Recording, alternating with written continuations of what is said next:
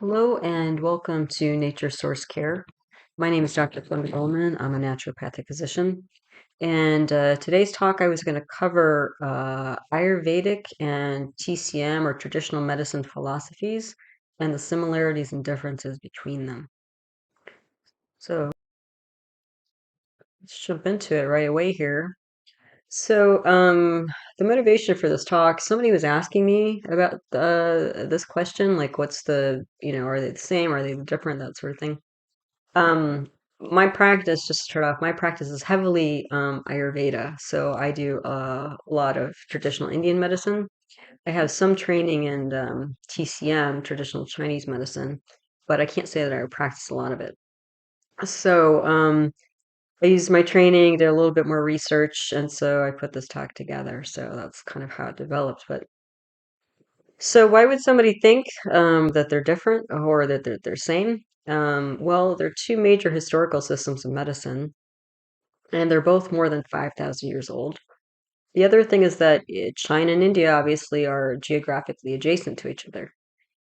So, I think a lot of debate goes back and forth of, maybe who started it. It was the Chinese system developed first, was the Indian system developed first, was there one system that developed into two? And I can't exactly say that information or give you that information. I don't know if anybody can, but I was going to talk about where they are today. Okay, so what's similar about these two systems is that they're both primarily energy paradigms of medicine. And what I mean by energy paradigm of medicine is that in modern, or you might call it Western or conventional medicine, different people call it different names, but um, Western medicine, modern Western medicine is primarily a biochemical or biophysical paradigm. So that's when we start talking about things like neurotransmitters, right? Chemistry of the body. And we start talking about enzymes and hormones. So that's all chemistry. Um, it's also biophysical in terms of, uh, if you move one thing on this side, you'll see an opposite reaction on the other side, very much the way physics is laid out in classical physics. But the energy paradigms in this system or these systems, everything is seen as energies essentially. So people are seen as energies, their symptoms are seen as energies, their diseases are seen as energies, states of health are seen as energies. And so you kind of have to wrap your mind around that for both of these systems. Okay. The other thing that they both have in common is that they're basically developed in, through, and are part of the two largest populations in the world. So they both have a great degree of influence. Let's start off with an introduction to traditional Chinese medicine philosophy, TCM, and then I'll start weaving in Ayurveda, and they'll compare and contrast as we go along. So, traditional Chinese medicine philosophy is essentially a Taoist point of view. And so there are some sort of philosophical, sort of traditional Chinese philosophies that are part of this, not just medical, but general social, cultural philosophies. And one of these philosophies is that it tends to emphasize things like tranquility, simplicity, and alignment with nature as being sort of the ideal state of being, or if we're talking about medicine, state of health. The other thing is that in this Taoist point of view of the world, all of creation comes from the void, and this void is called Wu. So I'm going to try to pronounce a lot of Chinese words in this talk. I don't speak Chinese, and I know, so I'm not familiar with the language, although I do know that it's a tonal language, and I think Mandarin Chinese has four tones. I can't hear the tones. I've tried to hear the tones. I can't hear them, so I can't pronounce them. But anyway, I will give you a very Americanized pronunciation of the Chinese, unfortunately. But so when we're talking about all of creation coming from the void is called Wu. And so very simply, it's this undifferentiated primordial oneness. And they also call this the Tao. Okay. So it's the sort of everything in the world, space and earth and everything in between, is all part of this undifferentiated sort of primordial soup. Okay? Now, the thing is that the Tao, or the Wu, this void, this big, undifferentiated energy, essentially, it starts to divide into two. So there's a duality that comes out of this unity. And this duality encompasses the notions of yin and yang. Okay. Now, yin and yang are essentially opposite energies. And together they compose all that is in the universe. So everything, even if it's something that's very yang or something that's very yin, there's always a little bit of yang in something that's very yin, and there's always a little bit of yin in something that's very yang. Okay. So what happens is with movement of the Tao, so again, this unified oneness, you develop into yin and yang. And when this movement from oneness to duality happens, Qi, the substance called Qi, is generated. And Qi is generally translated as vital life force. And there is an equivalent, pretty much an equivalent in Ayurveda called prana. So Qi is that vital life force, meaning what's the difference between maybe a animal that's alive and an animal that's just passed. And part of that is this notion of qi, or vital life force. Now, there are different kinds of qi. So there's like, again, I'm going to try to pronounce these. Jing qi, which is like qi of air. So there's a vital life force of air. Then there's gu qi, which is the vital life force of food. So when you eat something, it can be energizing. There's also zong qi, or the vital life force of the chest. So the movement and the rhythm of the chest and the lungs breathing. Then there's zi qi, or the vital life force that flows through the meridians. So these lines of energy, and the meridian, again, in traditional Chinese medicine, and these meridians are where the acupuncture points are in traditional Chinese medicine. Okay, so from qi, okay, so we have this vital life force flowing generally, and then we have kind of these subcategories of this life force, and they can be organ dependent or substance dependent, that sort of thing. Now, from qi come the five elements, and the five elements are called wu jing. And the five elements in traditional Chinese medicine are fire, earth, metal, water, and wood. Okay. And then as I get more into Ayurveda, you'll see that Ayurveda also has five elements, but they represent different things. There's some overlap, but there's also some differences. So let's go ahead.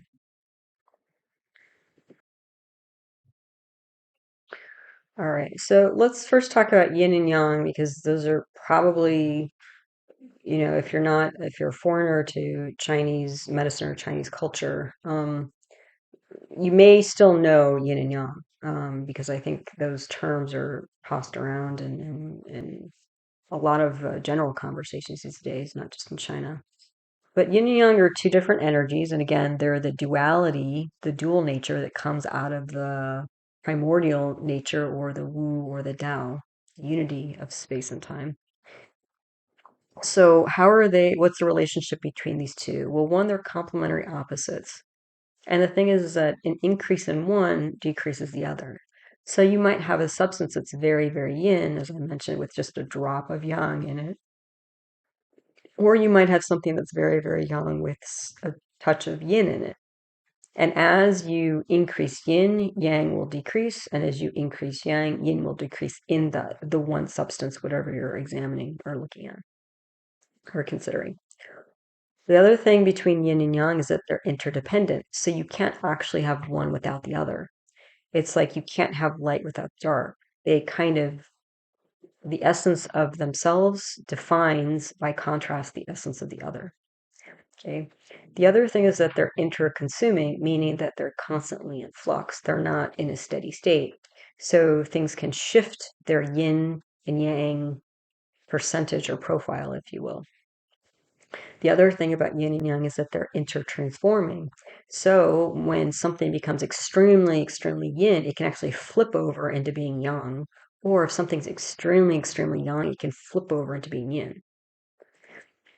The other thing is that they're infinitely divisible, meaning that, and I've mentioned this a little bit, even the most yin object still has a bit of yang, and even something that's extremely yang still has a bit of yin. Okay. So what is yin and what is yang kind of separately? So yin is seen as the material basis for yang. So the energy of yin is cool, nourishing, rest. I've heard it described as like being the vessel that holds and contains things that are more yang. Okay. So if we're talking about organs here, from a medical point of view, and just so you know, organs, when we're talking about organs in TCM, traditional Chinese medicine, the notion of organs in TCM is not the same notion of organs in Western modern medicine. Okay, in Western modern medicine, an organ is something you can literally touch, it's tangible, you can identify it in a body, you might do surgery on it. It's all physical, all tangible, and there are some physiological processes that happen in the organ, but the organ is a discrete physical thing. When we're talking about organs in traditional Chinese medicine, again, you have to think about, you have to kind of expand your notion of an organ to more of an energetic model. So, like if we're talking about the heart, for example, which is a yin organ, so it's a container, and the heart is a container. It's a container for things like blood, if we were going to do a direct translation from Western modern medicine. But in traditional Chinese medicine, the heart, organ of the heart, is also the place in which the spirit is housed. So that's a very abstract notion. Yeah. So other organs that are yin, and I just want to give one example, the heart, just so you know that when I'm speaking about organs in traditional Chinese medicine and even Ayurveda, it's different than Western modern medicine. So other organs that are yin are pericardium, lung, liver, spleen, and kidney. So again, these are mostly solid organs or organs that hold other things. Yeah. Yang, on the other hand, if yin is the container, yang is the functional manifestation of yin. So the energy of yang is warm, moving, and transforming. So organs that transform, generally hollow organs that are yang, are the large and small intestine, stomach, the bladder, the gallbladder, and the sanjiao. Sanjiao doesn't have a direct translation in Western medicine, but essentially what the sanjiao is water metabolism. It's more of an abstract notion of water metabolism. Okay. So the thing to know about traditional Chinese medicine is that all disease is a result of disharmony between these two energies, yin and yang, at the basis of it. Yeah. So they do have a symbol for yin and yang, the symbol that I have here. It's a circle. Half of it is white, half of it is black, and there's a dot of black and the white, and there's a dot of white and black. The symbol is called the Tai Ji, and this symbol, in many ways, corresponds with the five aspects of the relationship between yin and yang. So the white and black, those are opposing energies, so complementary energies. So that's the yang and the yin. The curved line between the white and the black, the major curved line there, is this notion of opposition or interdependence. So notion number 2. Then the whole symbol in and of itself, the fact that it actually kind of feels like it's moving, that dynamic relationship, symbolizes this notion of the inter-consuming nature of these two energies, or that them being constantly in flux. The dots represent the seed of one existing in the other, and the fact that, these seeds can grow and shift the proportion of yin and yang in a substance. So that's the intertransforming nature of these two energies. And then the two halves within one circle, that's the duality being part of a whole. Okay, so there you go, yin and yang. So let's do a little bit of intro into Ayurveda, and then we'll continue to weave these two through the rest of the talk. So in Ayurvedic philosophy, or traditional Indian medicine, the name of this base philosophy is called Sankhya. And it's similar to traditional Chinese medicine in that it also encompasses the idea that there's a cosmic unity That's the source of all creation. So in TCM, what we call Wu or Tao, in Ayurveda, the equivalent is called Avyakta, or the unmanifest. Okay.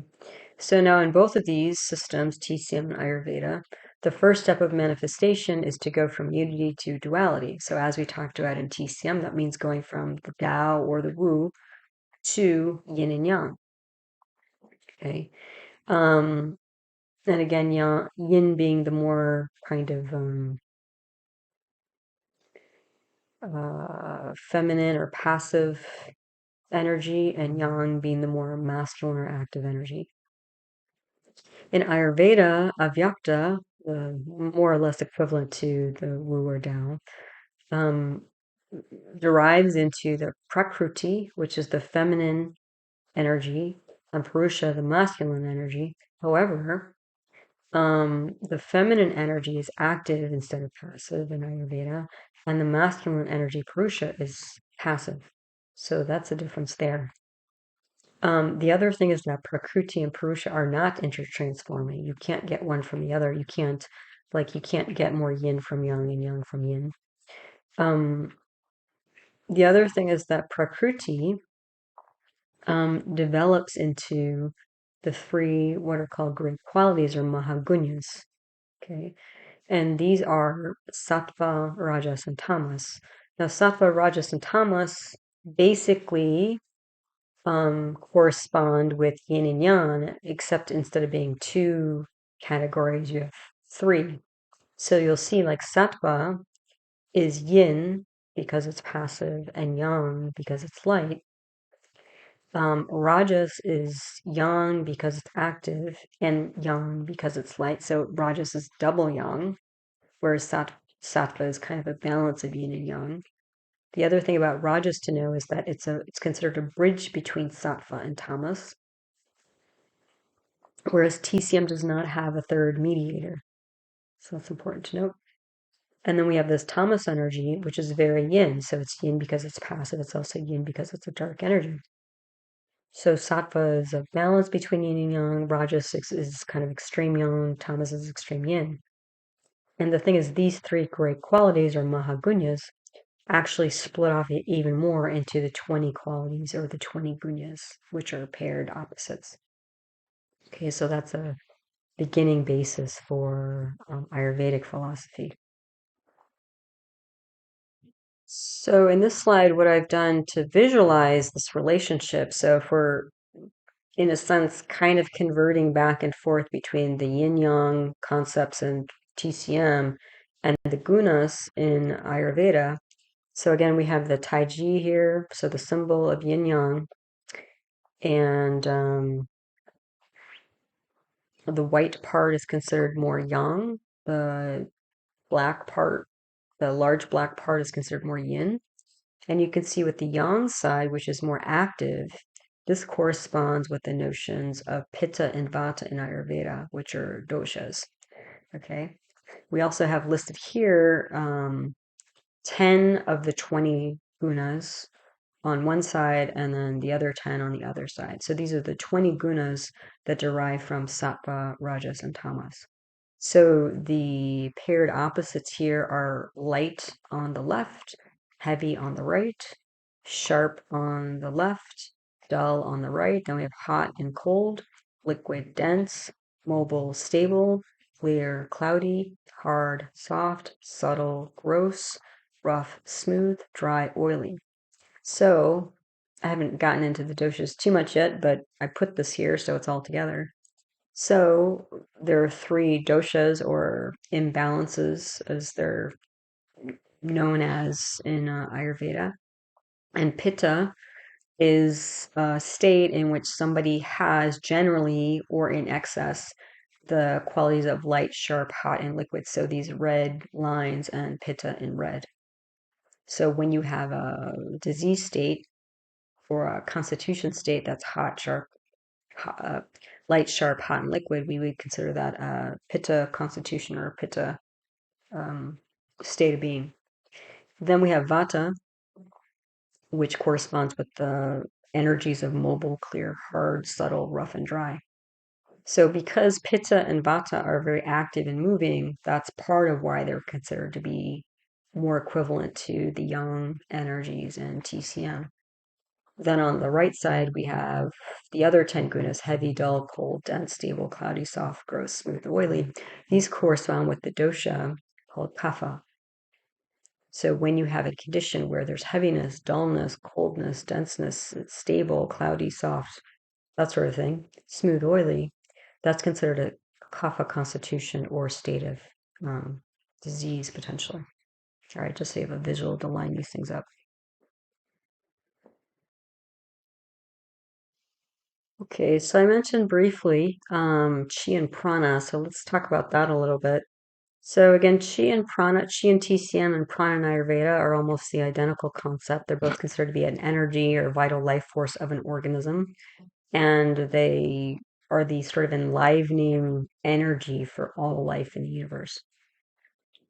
And again, they're created or generated by movement from this primordial um, soup or void of unity as it transitions into this dual nature. Okay. Chi and or prana, whichever you're talking about, they flow through energy channels in the body. So now we're getting more into medical bit here. So in TCM, these energy channels are called meridians. And in Ayurveda, these energy channels are called nadis, and they do not correspond with each other. They don't line up with each other. So they're very different types of channels, but both systems have energy channels in which chi or prana flows. There is a subtle difference between chi and prana. From the Ayurvedic standpoint, prana also has this notion, besides just being sort of this sort of chemical, electrical, physical energy, it also is a flow of intelligence and awareness. So there's this notion of consciousness that flows with prana in Ayurveda. Okay. And the thing is that prana, besides being its own important substance, enlivening energy, it also exists as part of a trinity in Ayurveda. And that trinity, besides prana, there's ojas, which is kind of protective energy, and there's tejas with this transformative energy. So prana is flow and movement, ojas is protection, and tejas is transformation. So you have three of these that kind of go together. In TCM, tejas corresponds with the notion of Shen or spirit. Um, and ojas corresponds with the notion of Jing or essence. Okay, and so Qi, Shen, and Jing, those three substances are known as the three treasures in TCM. Okay. The other thing to know is that in TCM, there's a functional relationship between Qi, which is a very yang type of energy, and it's considered kind of a commander because since it's movement and flow through the body, it directs things in the body. So if you don't have any direction or movement, then there's less power in the substance. And blood is very yin and it's considered the mother. So blood is the nourishing substance of the body. And so chi and blood, those two are vital for life and health. Yeah, so that's also a difference between chi and prana from the TCM and Ayurvedic standpoints. Okay. So now we're going to get into the five elements. I mentioned them briefly, but let's talk about the five elements in TCM versus Ayurveda. So the five elements in TCM are fire, earth, metal, water, and wood. And the thing is that even though, like in English, when we think of fire, earth, or metal, or water, or wood, we think of a physical substance. Again, these are energies. So these are different principles of transformation. Okay. The thing also to know is that everything in the universe, things like season, climate, emotions, have more, some emotions have more of a fire type of energy. Some emotions have more of a metal type of energy, sort of thing. Okay. So everything is composed of these five elements. The other thing in TCM is that these elements can build each other. So you can see this first diagram on the left, fire can generate earth, earth can generate water, or metal, metal can generate water, that sort of thing. There's kind of this cycle of development. The other thing if you look at the diagram on the right here, they also control each other. And so, for example, water can control or transform fire, earth can contain water, sort of thing. So that's the relationship of the five elements in TCM. So if we look at five elements in Ayurveda, first of all, the similarities are that in both systems, TCM and Ayurveda, the five elements are energetic building blocks for other things. Okay. And there are three that are similar: fire, water, and earth. Ayurveda also has ether, also known as space, and air, and TCM has wood and metal. So those two are different. Metal in TCM corresponds with air and also vata dosha. Again, the dosha is imbalance energy. It's kind of a primary way that we diagnose people and symptoms, that sort of thing. Wood in TCM is similar to fire, okay, and or pitta dosha.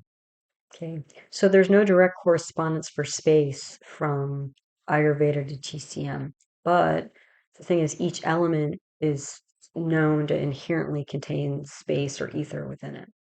So it's there, but it's not a separate category in TCM. Okay. Thing also on the last slide, I showed that there's this kind of cyclical regulation that happens in TCM between the five elements. In Ayurveda, there's a linear progression. Okay. Um, and so the relationship with some of the concepts I've mentioned before is that in TCM, so the Tao produces yin and yang, the unity becomes a duality, and then yin and yang produce the five elements. Right? In Ayurveda, the five elements continue. Okay, so in Ayurveda, we have the Avyakta that develops in the Purusha and Prakruti.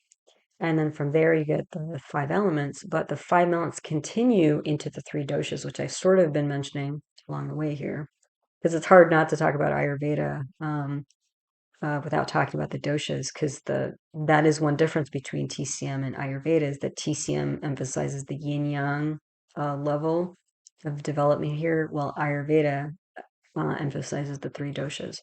So again, the three doshas or imbalances are called vata, pitta, and kapha. And that's what's given more emphasis in Ayurveda. So vata is composed of ether and air. Again, if we're talking about the five elements in Ayurveda, pitta is composed of fire and water, and kapha is composed of water and earth. Okay.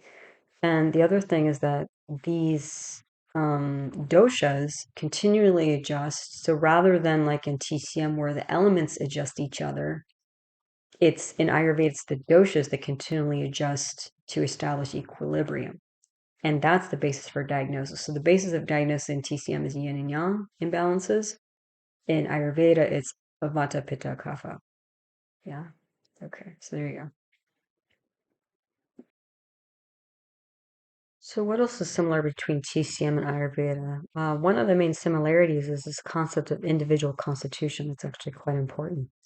So what this means is that one size does not fit all when you're talking about TCM medicine or Ayurvedic medicine. So if somebody has a headache, in Western medicine, you think, okay, what can I give for a headache? But there's not really in the thought process or development of a treatment plan, you're not really thinking, well, what kind of headache is it, depending on the constitution of the person. Whereas in Ayurveda, for example, there's a vata type of headache, there's a pitta type of headache, and there's a kapha type of headache. And these vary in terms of the location on the head, as well as the type of pain that they have. So vata type of pain tends to come and go. It's very cramp-like. Pitta type of pain is very sharp, burning, intense. And kapha pain is very dull and achy. So that would translate differently, knowing the qualities and type of vata, pitta, kapha type of individual and the vata, pitta, kapha type of symptom would shift the treatment plan. So, and so similarly, depending on whether it was more of a yin type headache or yang type headache in TCM, that would shift your treatment plan. And that depends on the constitution of the person as well as the energetics of the symptomology that they're presenting with. Okay. Um, so what that means, this notion of individual constitution, is that essentially what you're doing is you're treating the individual first, or you're considering the individual first rather than the disease. The other thing is that, as I mentioned, that the individual constitution will shift your treatment plan. So what kind of nutrition you recommend versus movement you recommend versus lifestyle you recommend will change. So, yeah. Um, So this notion of individual constitution is called day in TCM, and this is typically expressed in the five elements. So, for example, if you have a fire-controlled person, this person would present as somebody who is energetic, robust, and hot-tempered. So it gives both a physical profile as well as a psychological profile. Okay. If somebody was a water-controlled person, they would be somebody who is emotional, sensitive, contemplative, and imaginative. Okay. So again, if you know you're a fire person or water person in TCM, that in and of itself will give you some indication of the sort of basis, the background energy or the basis energy for that person. And it will tell you what they're more likely to present with in terms of symptomology, what diseases they're more likely to develop. It tells you a lot, actually. And that's both on the physical level as well as psychological level.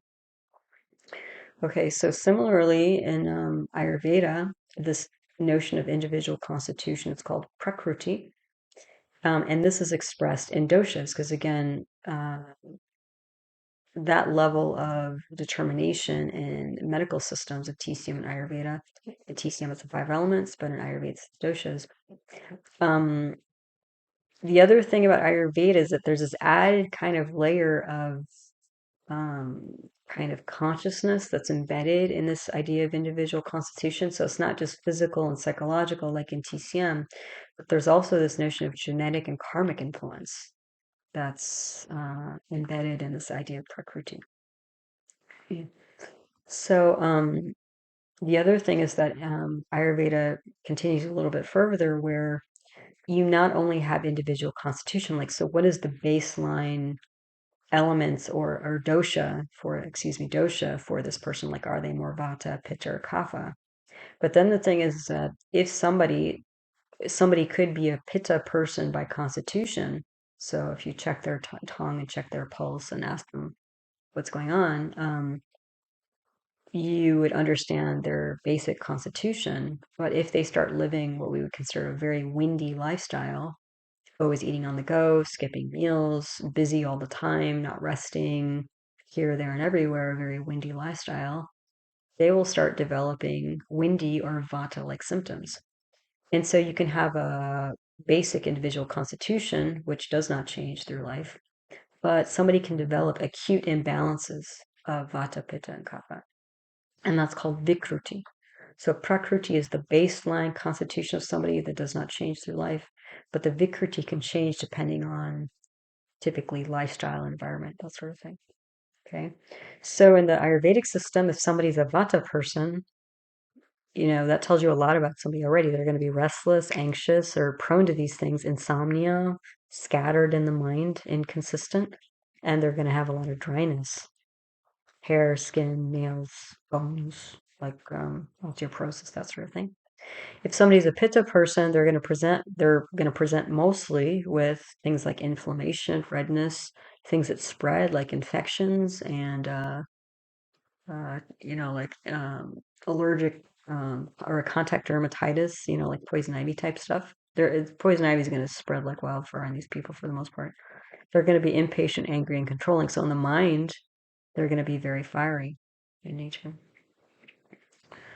So, um, so then we have a couple more notions to round out this kind of introduction to both PCM and Ayurvedic medical paradigms. So then if we look at health and disease etiology, let's look at TCM first.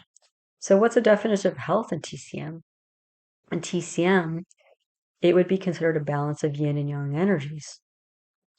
There would be an abundance of chi, so vital life energy, right? So this is going to be somebody who's like, pretty bouncy, pretty robust, moving, happy, smiling, okay, as opposed to languishing, as opposed to apathetic, as opposed to lethargic, kind of a lump on the couch. Yeah. And that chi would be flowing smoothly through the meridians, right? Those energy channels and the organs. And there would be a balance between the inner and outer world of this person. So their internal state and their outer state would be in harmony. The other thing that would be balanced is that the individual person and the greater aspect of nature would be in harmony. They wouldn't be opposed to each other.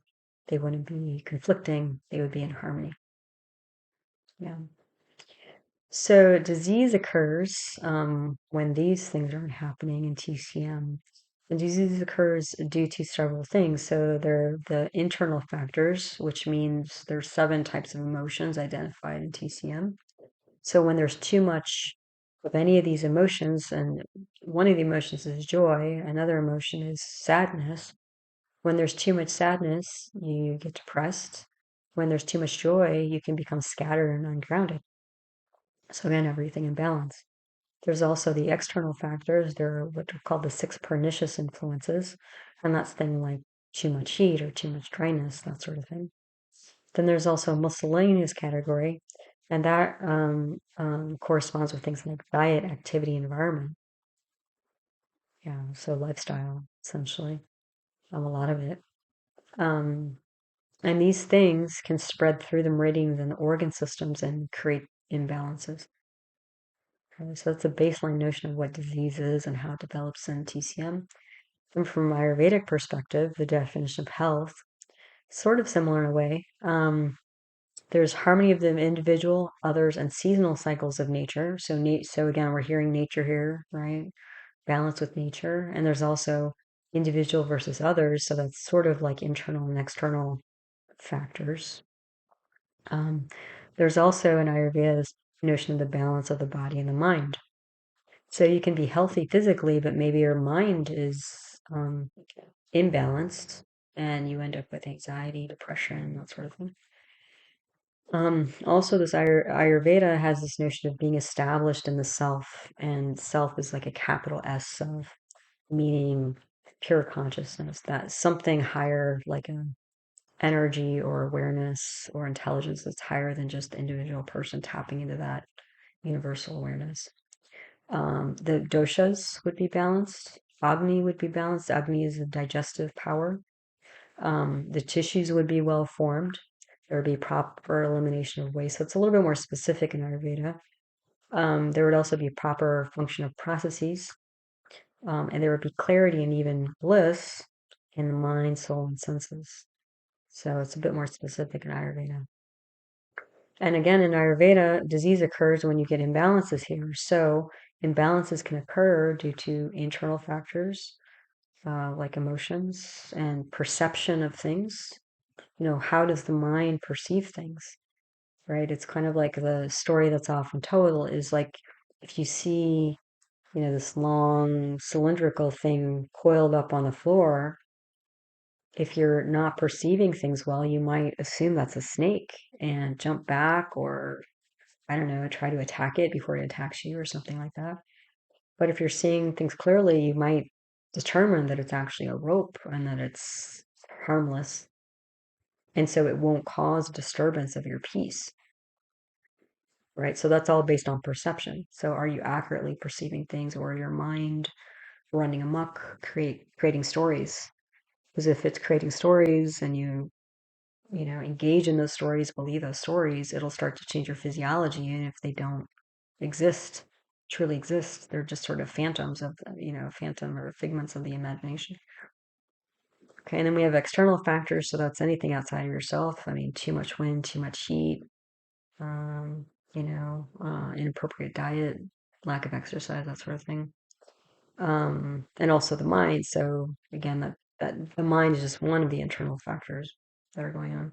Internal factors might also be like if you eat food that's not organic and throughout your life, and then the pesticides build up in your body, or maybe you work in a factory and you're dealing with solvents or plastics or heavy metals, and those build up in the body, that sort of thing.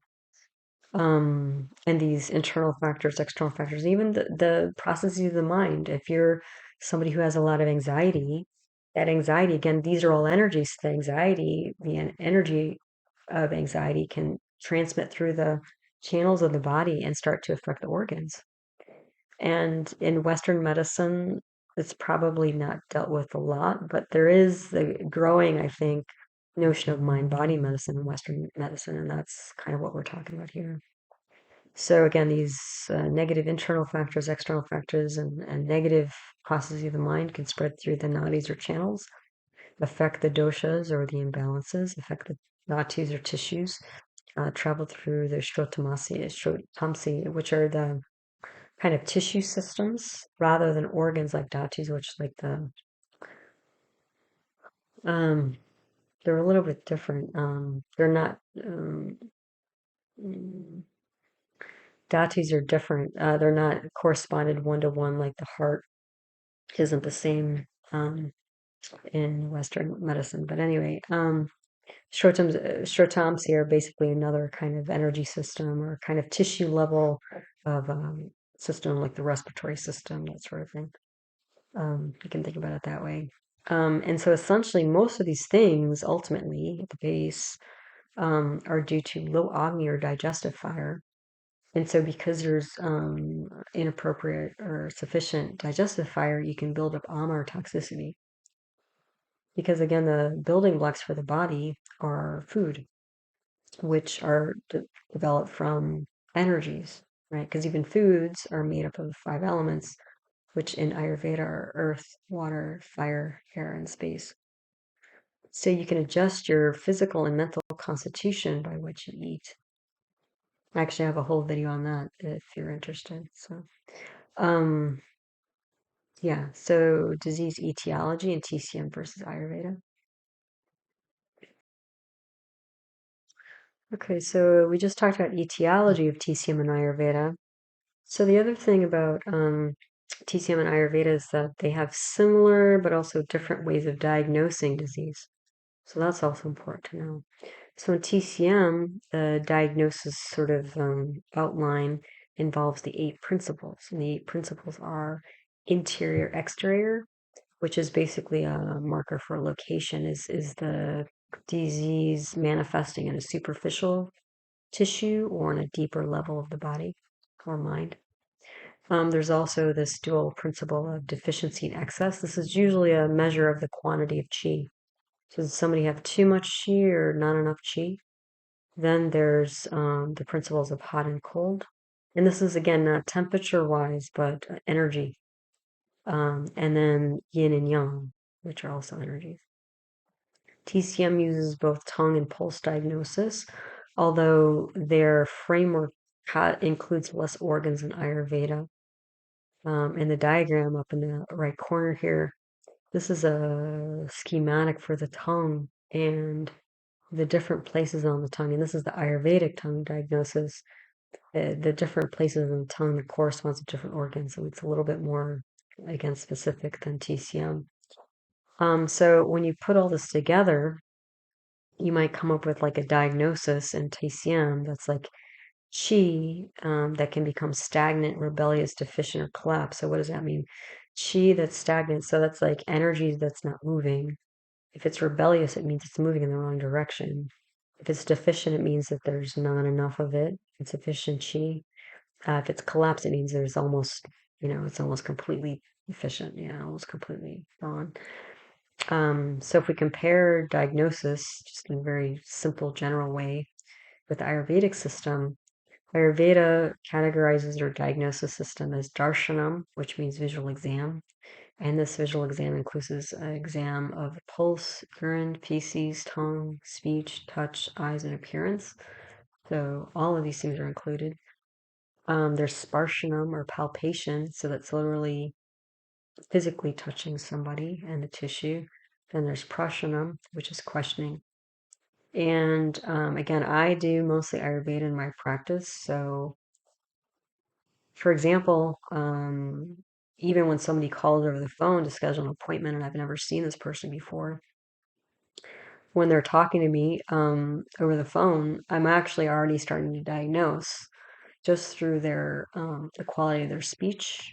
I can start to figure out if they're a vata, pitta, or kapha person. When they walk into the room, first time, the way they interact with me, the way they interact with the room, I usually get some more information about what's their likely constitution type or even acute symptoms. So are they more vata, pitta, or kapha?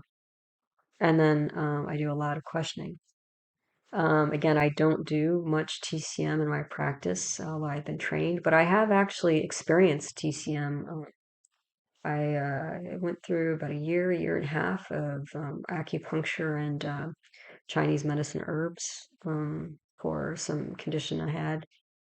And what was interesting to me was really all they did, um, and again, this might be practitioner dependent or institution dependent, but they didn't really ask me questions. All they really did was check my pulse and my tongue.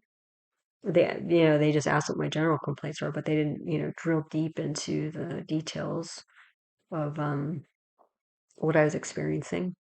So it seemed like they were mostly like absorbing my energy, if that makes sense. But it was very quiet, very um, different from even a Western model of interaction typically. Um, at least my style of Ayurveda, I'm gathering information throughout the interaction with somebody again, even before they even come to the office. Um, but it seems to be that in general, Ayurveda, the system of determining or coming up with a diagnosis is a little bit more, I guess, complex or uh, but again, I got great results from doing the acupuncture that I experienced myself. So there's these are both great systems of medicine. Again, and the thing is, I didn't actually choose Ayurveda because I like specifically rejected TCM or anything like that. Actually, most naturopathic physicians I know, they do almost all of. If they do one of these two, almost all of them do TCM, and maybe that's because most Americans are more familiar with TCM and acupuncture specifically, because people specifically ask for acupuncture. In Ayurveda, instead of doing acupuncture, I do marmotherapy, which is kind of like acupressure. But most people in the States don't know what marmotherapy is. So, it's a little bit, doing Ayurveda as a naturopath is a little bit more rare, actually a lot more rare. But again, so you see the differences here, some of the differences in terms of how the two systems come up with a diagnosis. But the similarities are, again, through this whole talk, is that both of them consider both internal and external factors in terms of how they generate disease. They both consider both the body and emotions, physical components as well as emotional components of disease. There's this notion of living in harmony with nature. And if that's possible and done, then that creates more harmony in the body and the mind and ultimately better health. And then there's this notion of treating the individual first, more than, and considering that first before um, the symptoms. Because symptoms without understanding the person is, again, more symptom based or disease based as opposed to individual based. So hopefully that gives you a good, solid framework for these two major systems of medicine. So there you have it.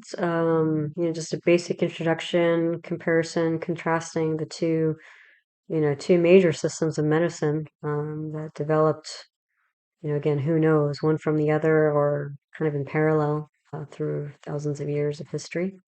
But I hope you found this talk interesting, useful, helpful as always. And until the next one, take care. Namaste.